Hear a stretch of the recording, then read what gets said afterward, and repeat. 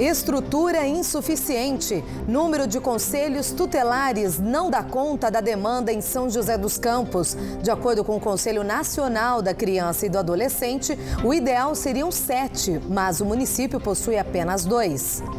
Carga contrabandeada é apreendida na Dutra, em Aparecida. Segundo a Receita Federal, a mercadoria está avaliada em 4 milhões de reais. Ônibus mais caro sem acessibilidade. Aumento de 20 centavos na tarifa do transporte público de Taubaté não reflete na qualidade do serviço oferecido. O prazo para adaptar toda a frota foi estendido mais uma vez. Frio, preguiçoso, falta de exercícios físicos aumenta a reclamação de dores pelo corpo no inverno. A luta contra o Aedes aegypti. Nova análise de densidade larvária tira Taubaté do risco de uma nova epidemia. O resultado é o melhor dos últimos 6 invernos. De olho nos preços, pesquisa feita por universitários em diversos supermercados da região identifica grande variação de preços em mais de 50 produtos. A diferença do valor do pãozinho chega a 400%. Seja muito bem-vindo. No ar, o Band Cidade, segunda edição.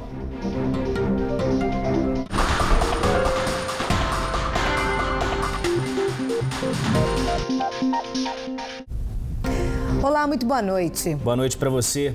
O Estatuto da Criança e do Adolescente completa amanhã 27 anos. Apesar dos avanços, muitos desafios ainda precisam ser superados. Entre esses desafios, a defasagem dos conselhos tutelares. Realidade encontrada, por exemplo, na maior cidade da nossa região. São José dos Campos possui apenas 2, mas a legislação indica que o ideal seriam 7. Com a falta de instrumentos públicos para combater a violência, o número de crimes só aumenta.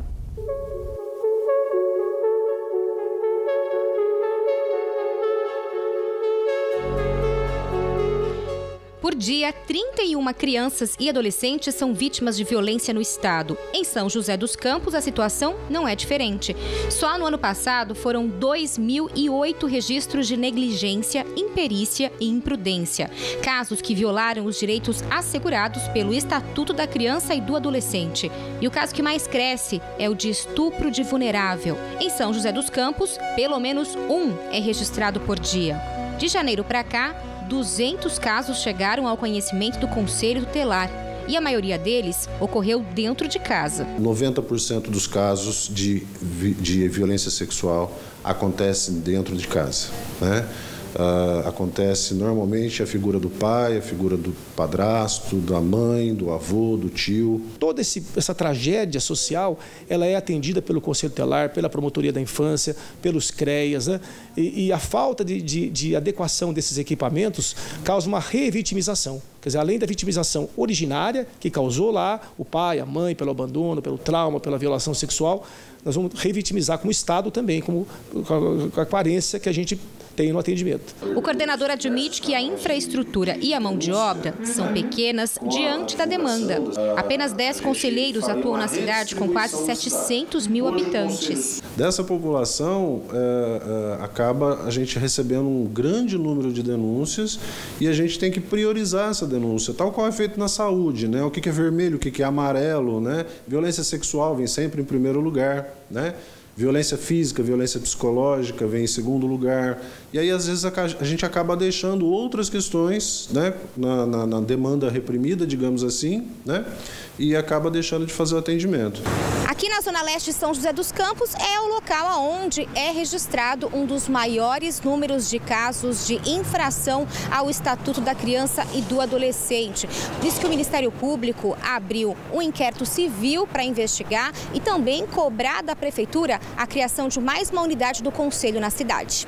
O promotor explica que, pela recomendação do Conselho Nacional dos Direitos das Crianças e dos Adolescentes, deveria existir uma unidade do Conselho Tutelar a cada 100 mil habitantes. Ou seja, São José dos Campos deveria contar com 7, mas atualmente conta com apenas 2. Um terceiro conselho para nós, nesse momento, já seria de bom tamanho, né? Na nossa realidade de demanda local e tudo mais. Agora, que seja um terceiro conselho criado estruturado, não como está aí nesse momento, porque hoje o próprio Conselho ele sofre com a falta de estrutura. Os imóveis, né, impressoras, instrumentos de trabalho do dia a dia. E isso também o Inquérito Civil busca melhorar. A Prefeitura diz que estuda a criação do terceiro Conselho Tutelar na cidade, mas o projeto só deve sair do papel no ano que vem. Nós estamos em tratativa com o Conselho Tutelar e com o Ministério Público desde o início da gestão, e a proposta é levar para o orçamento desse ano a inclusão de um terceiro conselho, para poder ser viabilizado no próximo ano. Enquanto isso, em São José dos Campos, a legislação que avançou na proteção aos direitos da criança e do adolescente durante esses 27 anos é cumprida, mas não de forma eficiente, como cobra o Ministério Público. Claramente estamos tendo um prejuízo muito grande e há muito tempo. Nós vamos comemorar aí nessa semana 27 anos do ECA, né? Então nós estamos com 27 anos de atraso, só isso, né? A conta é essa, e quem sofre é a população mais carente que precisa do Conselho Tutelar. Crianças e adolescentes, de uma certa maneira, vulneráveis, né? Expostos à violência.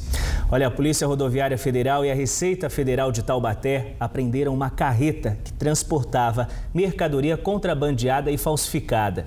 O veículo foi apreendido ontem durante a abordagem da polícia na Via Dutra, em Aparecida, por apresentar documentação vencida. Hoje, fiscais da Receita constataram que a carga, avaliada em cerca de R$4 milhões, estava irregular. O veículo seguia do porto de Sepetiba, no Rio de Janeiro, e ia para a cidade de São Paulo. E a Polícia Civil de Pindamonhangaba investiga a morte de uma mulher de 42 anos e do ex-marido de 49, encontrados mortos hoje no bairro Castolira. Foi hoje de manhã. Segundo a polícia, o homem teria esfaqueado a mulher e depois cometido suicídio. Ela já havia registrado diversos boletins de ocorrência contra o agressor. Os dois foram localizados pela filha, que chamou a polícia militar. A suspeita é de crime passional. 2 pessoas ficaram feridas nesta tarde no acidente em São José dos Campos, envolvendo um ônibus da Aviação Expresso Maringá e um carro. A batida foi no bairro Palmeiras de São José, na Zona Sul. O ônibus atingiu a lateral do automóvel onde estavam 2 pessoas.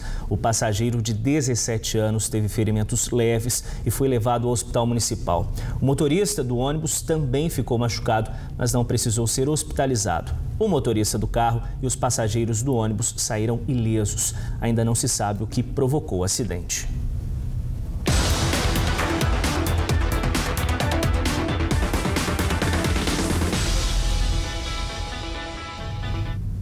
Tem boa notícia na região. Dados da análise de densidade larvária divulgados hoje mostram que Taubaté, por enquanto, está fora do risco de epidemia. O índice que mapeia a infestação das larvas do mosquito Aedes aegypti ficou em meio ponto dentro do que o Ministério da Saúde considera como tranquilo. O último inverno que o município alcançou um resultado tão positivo como este foi em 2010, com 0,4. Das 6 regiões da cidade, só uma apresentou um índice preocupante. Nos bairros do Belém, Cidade de Deus, Jardim Paulista, São Gonçalo, Estoril, Barreiro, Cataguá e Marlene Miranda, a ADL ficou em 1,4, perto ali do nível considerado de epidemia. Cerca de 3.600 imóveis foram vistoriados para a coleta dessas amostras. No primeiro semestre deste ano, Taubaté registrou 52 casos de dengue e 4 de chikungunya.